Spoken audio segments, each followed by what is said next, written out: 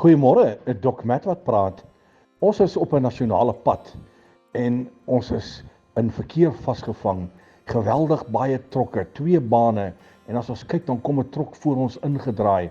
En dit was vir my baie opsigtelik en opmerklik dat party van hierdie trokke, as hulle nie 'n vrag op het nie, dan is hulle baie vinniger as die trokke wat wel 'n vrag sleep. En daai trokke wat die vragte sleep, is baie stadig. En as hulle oorgekom het na die regte baan, aan die regterkant, dan sukkel hulle om verby die ander trokke te kom. En die Heilige Gees praat met my en dit kom vir my so duidelik deur. Baie keer sit ons met vragte en ons kan nie wegkom nie, want hierdie vragte is besig om ons terug te hou.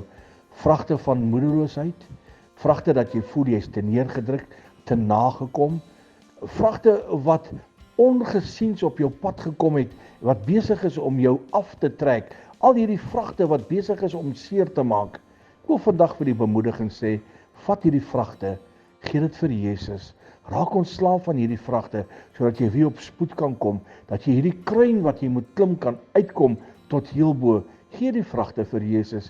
Dalk het iemand jou baie slegte nagekom, in baie lelike omstandighede.